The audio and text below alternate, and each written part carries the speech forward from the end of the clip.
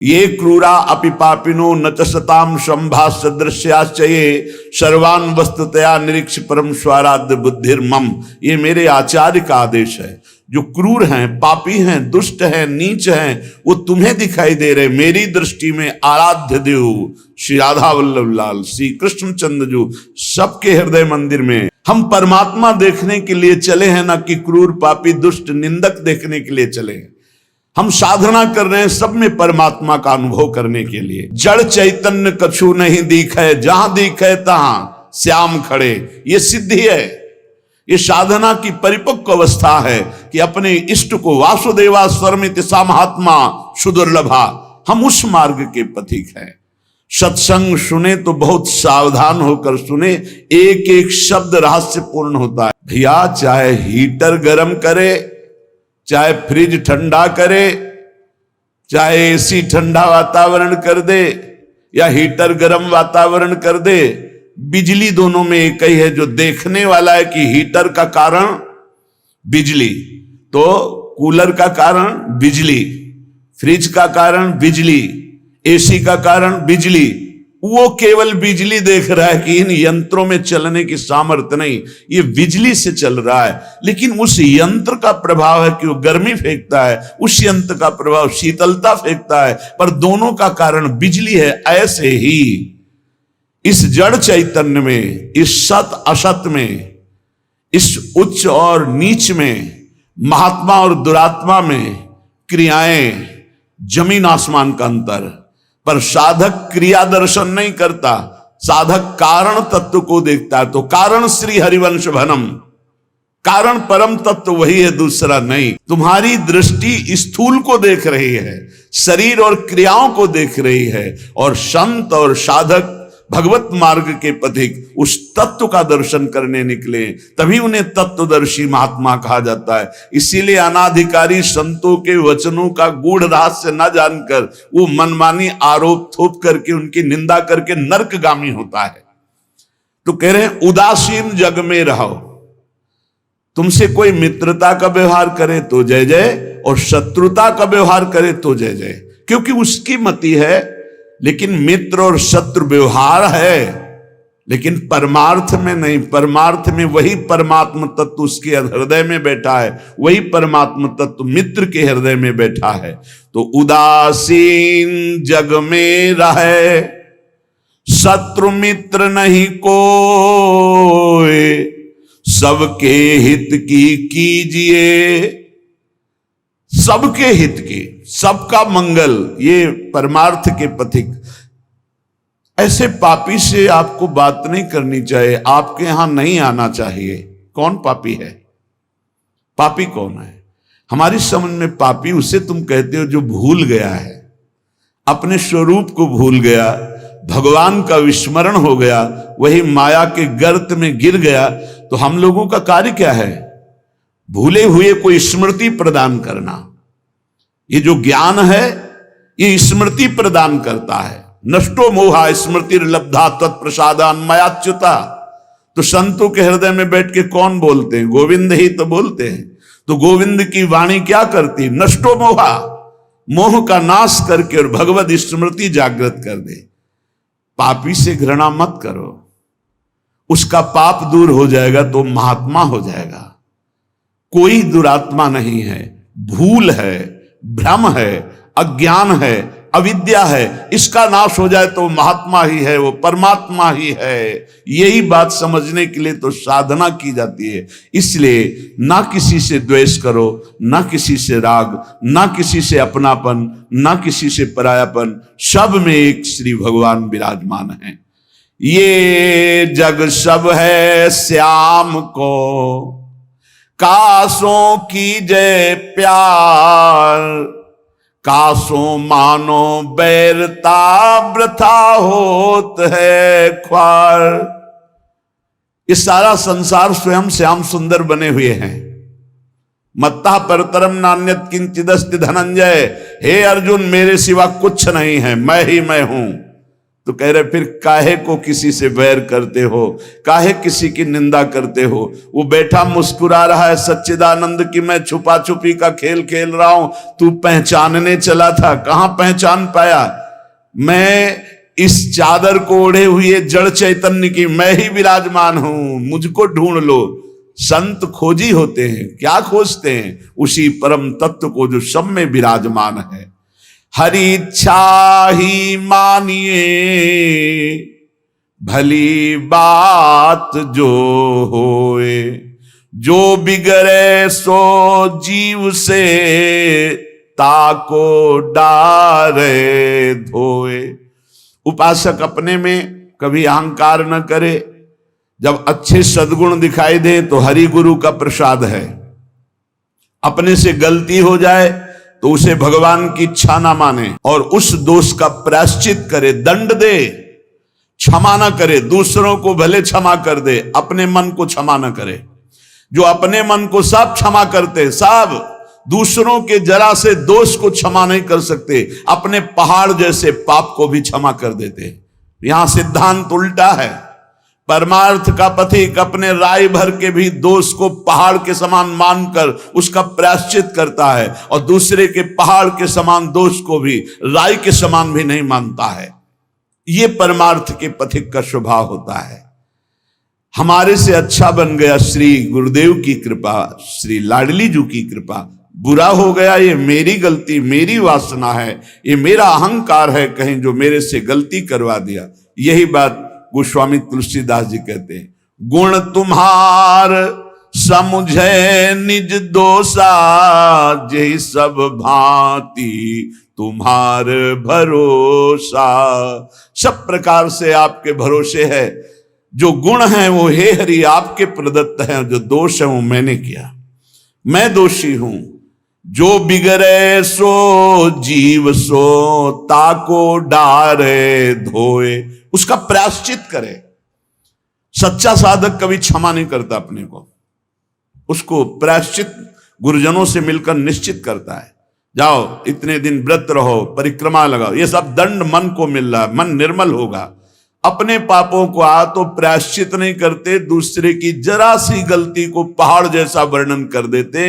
ये भगवान के दास नहीं होते, ये भगवत विमुख जन होते हैं। उरहरि पेरक जो करे, जोई सब कुछ होई, जीव आपनो मान सुख, दुख देखे तब रोई। अगर आपके साथ कोई व्यवहार अनुकूल कर रहा है या प्रतिकूल, कारण तत्व को देखो। हृदय में बैठा हुआ और प्रेरक रघुवंश विभूषण भगवान प्रेरणा कर रहा है। क्यों? क्योंकि मुझे वह अनुकूल प्रतिकूल से ऊपर उठाना चाहता है। इसलिए अनुकूल प्रतिकूल परिस्थिति सांसारिक पुरुष को हर्ष या शोक देती है, लेकिन भक्त को या भगवत मार्ग के पथिक को नहीं, क्योंकि वो कारण तत्व को देखता है। जब प्रभु अपनावे जीव को, तब ये तिरस्कार अपमान निंदा देते हैं। जिसको प्रभु अपना लेते हैं उसके जीवन में ये जरूर कृपा करके आते हैं, तिरस्कार अपमान निंदा। क्यों? क्योंकि इसका एक चिपकाव का स्वभाव है। कोई जरा सा प्यार करे बस वो मान लेता ये मेरा। कोई वस्तु अच्छी लगी, चिपक गया, बस उस वस्तु, इसके बिना मैं नहीं जी सकता। जो वस्तु व्यक्ति स्थान के प्रति ममता है, आसक्ति है, लगाव है, ये तिरस्कार अपमान और निंदा के द्वारा दूर होता है। जब निंदा हुई, तिरस्कार हुआ, अपमान हुआ, जैसे बिल्वमंगल जी का तिरस्कार कर दिया, कट वचन बोले चिंतामणि ने, तो भगवान की तरफ कदम बढ़े। नहीं, जीव का जो मन है वो चिपकू स्वभाव का है, वो आसक्ति, वो ममता, वो राग कर लेता है। जरा सा बोल दे, जरा सा अनुकूल हो जाए तो वो उसी में राजी हो जाता है कि ये मेरा है। प्रभु ऐसा होने नहीं देते, बड़े कृपालु हैं, अपने जन को फंसने नहीं देते। इसलिए वहां से प्रतिकूलता दिलाते हैं, तिरस्कार दिलाते हैं, कटु वचन दिलाते हैं, तो वो फिर चैतन्य होता है। अरे नहीं, इस जगत में कोई नहीं, हरि के सिवा मेरा कोई, फिर हरि की तरफ भागता है। तो कह रहे कि ऐसी भगवान की अहेतुकी कृपा है कि जब जीव को भगवान अपनाते हैं तो तिरस्कार, अपमान, निंदा देते हैं। घबराओ मत, उतना ही देंगे जितने में तुम परिपक्व हो जाओगे। तुम्हारा पतन नहीं हो सकता, तुम इतना दुखी नहीं हो सकते कि परमार्थ छूट जाए। और काटे भव के फंद, चरण कमल में राख हैं श्री वृंदावन चंद्र। वृंदावन चंद्र युगल सरकार ऐसी परिस्थिति बना देंगे आपको। जो सुन रहे हैं बहुत धैर्य से, हो सकता है तुम्हारी वास व्यवस्था कमजोर हो सकता है तुम्हारी भोजन व्यवस्था कमजोर हो सकता है तुम्हारी अर्थ व्यवस्था कमजोर हो। काट लो समय, ये काट लो समय। आगे जो आपको प्राप्त होगा वो इन सबसे परे है। नाशवान परिस्थिति, नाशवान धन, नाशवान भोग, इससे परे अविनाशी परम पद मिलेगा। और ये हम विश्वास पूर्वक तुम्हें कह रहे हैं कि भगवान अपने भक्त के योगक्षेम का वहन करते हैं। आप निश्चिंत रहिए, इंतजार करो, ऊबना मत। कैसी भी परिस्थिति हो भागना मत। यहां हर एक को श्री जी देख रहे हैं। जितनी परिस्थिति में तुम्हें वो रख रहे हैं, तुम उसी के लायक हो। लायक का मतलब तुम्हारी अध्यात्म की स्थिति के लिए बहुत जरूरी है।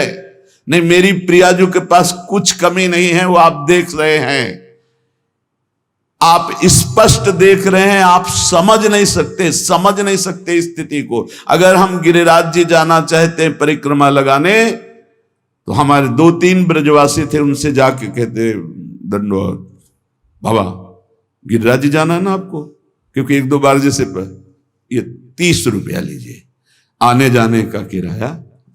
आप कैसे तुम्हें बताए, केवल भगवद आश्रय रखना। तुम्हें जो भोजन की समस्या, जो वस्त्र की समस्या, जो वास की समस्या, जो अपमान, जो परिस्थिति, ये बहुत जरूरी है। हम वंदना करते हैं उस परिस्थिति की, क्योंकि वही परिस्थिति शरणागति पुष्ट करती है। अन्य आश्रय मत ले लेना, अन्य भरोसा मत कर लेना। मेरी लाडली जो डायरेक्ट आपकी व्यवस्था संभाल रही हैं, यहां वही प्रवेश पा रहा जिसे श्री जी देख रही है। पर दुर्भाग्य है कि ऐसी करुणा होने पर भी वो अपराध करता है। वो करुणामयी स्वामिनी के भाव को न जानकर वृंदावन को एक शहर मानता है, और यहां आकर होटल में वास करके नाना प्रकार की कुचेष्टाएं करके पाप कमा कर जाता है। मेरी स्वामिनी जी की कृपा की अवहेलना करता है। प्रथम यथामति प्रणवों श्री वृंदावन अति रम्य, श्री राधिका कृपा बिनु सबके मनन गम्य। यहां प्रवेश भी नहीं कर सकते। जब स्वामिनी जी इतनी दयालु आपको कृपा की, आपका सौभाग्य वर्धन के लिए धाम बुलाया, तो यहां आकर थोड़ी तो साधना कर लो। यहां वो कार्य तो मत करो जो तुम्हें नरक ले जाने वाले हैं। वो समझ नहीं पाते हैं। ये कोई वृंदावन धाम है, कोई शहर नहीं, कोई नगर नहीं कि आप पैसे के बल से आए, होटल लिए, मनमानी खान पान, मनमानी भ्रष्टाचार का आचरण, तो तुम्हारी दुर्गति हो जाएगी। धाम को धाम की तरह सेवन करो, नहीं तुम मत आओ। दूर से चिंतन करो, प्रणाम कर लो, इतने में तुम्हारा मंगल हो जाएगा। यहां आओ तो धाम की तरह आओ। पहले तुम इस यहां प्रवेश होने के पहले अपने दिमाग में बैठा लो कि तुम जा कहा रहे हो। परम पावन श्री धाम वृंदावन का दर्शन करने। तो यहां दर्शन करो, उपवास करो, भजन करो, नाना प्रकार से भागवती का आचरण करो, परिक्रमा लगाओ, किसी संत की, ब्रजवासी की, गौ की, यहाँ के पशु पक्षी की हाँ सेवा बन जाए। किसी को खवा पिला दिया, चाहे वो पशु पक्षी ही क्यों ना हो, ये सब दिव्य महात्मा है, जीवन धन्य हो जाएगा।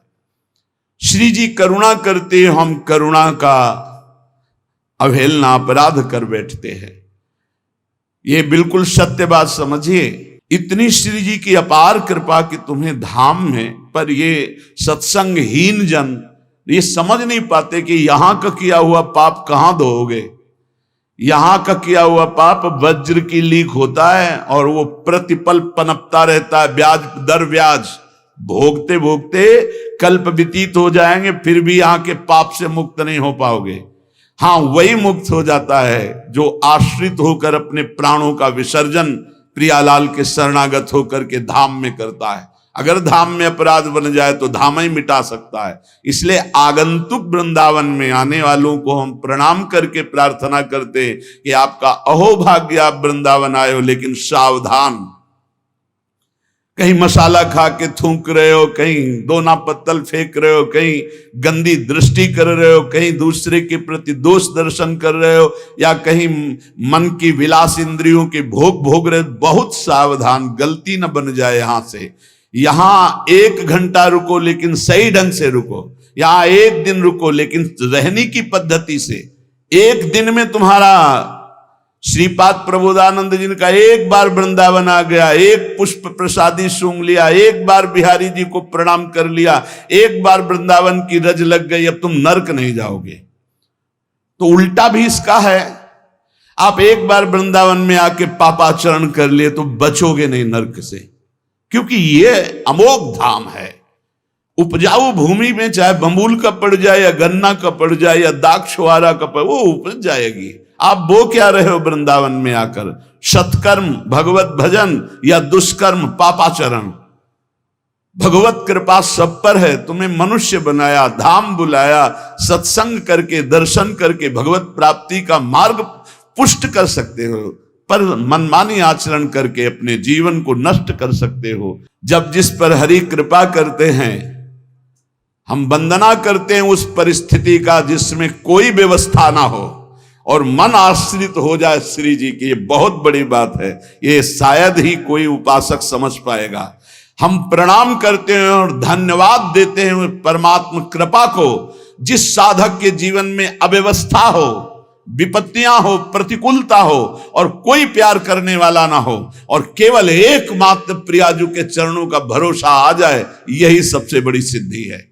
ये अनुकूलता में नहीं होती भाई, ये होती ही नहीं अनुकूलता में। जितनी अनुकूलता मिलती उतनी इंद्रियां बहिर्मुख होकर के जगत को अपना मानने लगती हैं, व्यक्ति को, वस्तु को, स्थान को। इसलिए भगवान जिस पर विशेष कृपा करते हैं, अपनाते हैं, उसको सब तरह से मुक्त कर देते हैं। कहीं भी आसक्ति नहीं, कहीं भी ममता नहीं, कहीं भी राग नहीं। ये दुर्लभ मनुष्य देह है, ये बंधन काटने के लिए है, बंधन पुष्ट करने के लिए नहीं। ये बंधन है फंस जाना, आपके बिना नहीं जी सकते, वस्तु के बिना नहीं जी सकते, ये व्यवस्था के बिना नहीं, ये सब बंधन है। जीवन मुक्त की पहचान क्या है? ब्रह्मभूता प्रसन्नात्मा न सोचति न कांक्षति, सिद्ध बात है। ना कोई कामना है, ना कोई सोच है, एकमात्र परमात्मा चिंतन में डूबा हुआ वो जीवन मुक्त है। जिस जिस विषय को आप छोड़ते जा रहे हैं, संसार के उन विषयों से आप मुक्त होते चले जा रहे हैं। जिस जिस कामना को, जिस जिस व्यक्ति के संबंध को बिना आप इनको तोड़े जीवन मुक्त नहीं हो सकते। सबकी ममता ताग बटोरी, मम पद मनई बांध बर डोरी। तो साधना की जो हमारी रुकावट है, हमारे भगवान कृपा करके उसे हटा देते हैं, ममता को हटा देते हैं। आसक्ति, कोई प्यार करने वाला ही नहीं रहता, नहीं रहता। वो भीख मांगता, मुझसे प्यार कर लो। ये बात हमको शिक्षा देने के लिए नहीं, तो वो तो भगवान के पुत्र हैं। ऋषभदेव भगवान का अवतार, उनके पुत्र हैं। और चक्रवर्ती सम्राट पद जिसके लिए छोड़ा, हिरण में कैसे फंस सकते हैं? ये हमको शिक्षा देने के लिए कि तुम किसी भी राग में भगवत प्राप्ति में बाधा पैदा कर सकते हो। तो भगवान जिस पर कृपा करते हैं वो स्वयं राग से बचा देते हैं। उसे कोई प्यार ही नहीं करता, उसे कोई अपना ही नहीं मानता। अगर वो किसी को अपना मान ले तो ऐसा वहां से कड़ुआहट दी जाती है कि दोबारा उधर अपना मानेगा ही नहीं, वो सीधे भगवान की तरफ चलेगा। ये भगवान की अहेतुकी कृपा होती है। श्रीपाद प्रबोधानंद जी महाराज कह रहे, निरस्त त्रैगुण्यम हरिरसद पुण्यम स्वकृपया धरण्यम तो भारतम विमल परमानंद सुघनम इदम वृंदारण्यम बहद तुल माधुर्य सुषमा महावन्यम धन्य सरयति बहुमान्य स्त्री जगताम। तीनों लोकों में सबसे महान धन्य है वो जो तीनों गुणों से परे करके सच्चिदानंद हरि रसदाई श्रीधाम वृंदावन का अखंड वास पा गया। ए भाई, जिनको मिल गया हो तो छोड़ना मत कि पड़ोसी ठीक नहीं है, व्यवस्था ठीक नहीं है, कोई सेवा करने वाला नहीं। एक सोच बनी रहती है उपासकों के अंदर। बहुत पहले की बात है और अब भी वर्तमान में कुछ साधकों में हो सकती है, उसके निवारण के लिए हम प्रार्थना करते हैं। एक बार एक साधक ने कहा कि महाराज जी आप हो तो हमारा जीवन आपके शासन से सही चल रहा है, कल जब आप नहीं होंगे तो आपका शासन नहीं होगा। आज उसका समाधान सबके लिए कह रहे हैं जिन साधकों के अंदर है। आप किसी मनुष्य की शरण में हो क्या? पहला हमारा प्रश्न है उन साधकों से जिनके हृदयों में ये बात है कि अगर सामने से ये शरीर चला जाएगा तो हमारी साधना बाधित हो जाएगी, हम एक असहाय असमर्थ अनाथ हो जाएंगे। तो हम ये पूछना चाहते हैं आप पांच भौतिक शरीर के शरणागत हुए हैं क्या? तो उत्तर आएगा नहीं, क्योंकि कोई शरीर का शरणागत नहीं होता है। शरीर परिवर्तनशील, नाशवान, प्रतिपल नष्ट हो रहा है। आप किसकी शरणागत हो? आप उस चैतन्य घन की शरणागत हो जो सर्वलोक महेश्वर है, वही गुरु है, वही परमात्मा है और वही चराचर जगत में व्याप्त है। क्या वो त्रिकाल में तुमसे कभी अलग हो सकता है? और एक हम ज्ञानेश्वरी टीका जो श्रीमद् भगवत गीता जी की और श्रीमद् भागवत की कुछ की है, उसकी बात पढ़ करके उन्होंने कहा कि जब हम किसी सदगुरुदेव का वर्ण करते हैं तो सदगुरुदेव का सूक्ष्म स्वरूप हमारे हृदय में आके बैठ जाता है, और जब तक हम जीवन मुक्त नहीं हो जाते तब तक गुरुदेव भी जीवन मुक्त नहीं होंगे। कौन से गुरुदेव? जो आपके दिमाग में बैठ गए, आपके अंदर बैठ गए। एक शरीर है और एक तत्व है, और तत्व सशरीर तुम्हारे अंदर समा गया है। अब देखो महाराज जी ने बात कही थी, तो महाराज जी सामने दिमाग में है और उनकी बात सामने है। ये पूरे जीवन तुम्हारी रक्षा करेगी। और भरण पोषण ना कुछ हमारा था, ना है, न रहेगा। प्रभु हमारे हैं, प्रभु का सब कुछ है, प्रभु का सब कुछ था और वही सब कुछ करते रहेंगे। तुम निष्ठावान बनो, तुम अलग से भुवन रचना कर देंगे तुम्हारे लिए भगवान। एक छोटे मोटे स्थान की बात क्या, अलग से तुम्हारे लिए भुवन रचना कर देंगे। यदि गुरु निष्ठा वाले हो तो विश्वास कर लेना, पहले तुम्हारा विश्वास का परीक्षण होगा और परीक्षा में पास हो गए तो भुवन के भुवन तुम्हारे कर देंगे। अनंत ब्रह्मांडों के मालिक हैं। तुम अपने जीवन की परवाह करते हो, इसका मतलब तुम शरणागति में अभी कलंक लगा रहे हो। मेरा प्रभु बचपन से कह रहा हूं, इसीलिए बोल देता हूं, यह अहंकार बना ही रहेगा। 13 वर्ष की अवस्था कोई अवस्था होती है, ज्ञान विज्ञान संपन्नता होती है, और उसी समय से गंगा का किनारा पकड़ा और आज तक मेरे भगवान मेरे साथ ऐसे करुणा कर। तो वो भगवान क्या तुम्हारे नहीं है? क्या तुम्हारी शरणागति का वो पालन नहीं करेंगे? फिर ये प्रश्न क्यों हो जाता है मुझे किसने संभाला बचपन से अभी तक? किसने संभाला? कोई विश्व में ऐसा नहीं कह सकता कि 10 वर्ष हमने संभाला, एक दिन भी नहीं। वही परम गुरु गुरुदेव का रूप। गुरुदेव तो बाद में मिले हैं, घर से तो उसने पहले निकाला। सूक्ष्मता से देखिए, उस जगत गुरु ने घर से निकाला वैराग्य दिला के, उस जगत गुरु ने भ्रमण कराया, फिर गुरु रूप से मिले, फिर हमको सतमार्ग में चलाया, फिर अंतर ध्यान हो गए, फिर सदगुरु रूप से आगे मिले, फिर पला, फिर सदगुरु रूप से आगे, वो आगे आगे बढ़ता चला जा रहा है। वही परमात्मा तत्व, वो क्या तुम्हारा नहीं है? तुम निर्भय निश्चिंत नहीं? अरे तुम शरणागत हो, चल के तो दिखा एक कदम विपरीत। तो माया मां की तरह दुलार करती है, मां की तरह। हमारी बात को समझ लेना, माया उनको विघ्न डालती है जो सूरवीर हो करके माया को जीतना चाहते हैं, और जो माया को मां मानते हैं, मां की तरह दुलार करती हो, भगवान को प्राप्त हो जाते। माया कभी बाधा नहीं पहुंचाती। इसीलिए हरिदासों में कहीं भी माया का प्रभाव नहीं देखा जाता। वो तब होगा जब कीन हो इस कबहू अभिमाना, शोक होवन चा कृपा निधाना। अगर अभिमान रहित होकर दैन्य भगवान की शरण में, तो माया है ही नहीं, वो मां है। देखो सियाजू के लिए क्या कह रहे हैं रघुनाथ जी मनु जी से, आदि शक्ति जय जग उपजाया सो अवतरी मोरिया माया। वही हमारी जननी है, वही हमारे सर्वस्व हैं। वो पालन पोषण करके भगवान से मिला देती, वो श्रृंगार करके भक्ति का भगवान से मिला देती। बाधा तब पहुंचती जब अहंकार होता है और माया पर विजय प्राप्त करने की बात होती, तब प्रश्न खड़ा हो जाता है। और जब भगवान के अधीन हो जाते हैं तो माया मां की तरह दुलार करती हुई भगवत प्राप्ति करा देती है। निरस्त त्रैगुण्यम, वृंदावन में रहने मात्र से निरस्त हो जाते तीनों गुणों के प्रभाव, सतोगुण रजोगुण तमोगुण, इनसे ऊपर त्रिगुणातीत प्रिया प्रीतम के प्रेम की प्राप्ति होती है। हरि रसद पुण्यम, ऐसा यहां वास मात्र से सुकृत होता है। वास मात्र भजन है।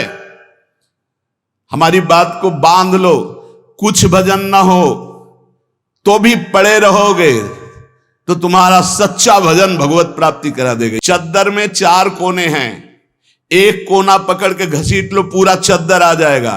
उपासना रूपी चद्दर के 4 कोने हैं, नाम रूप लीला धाम।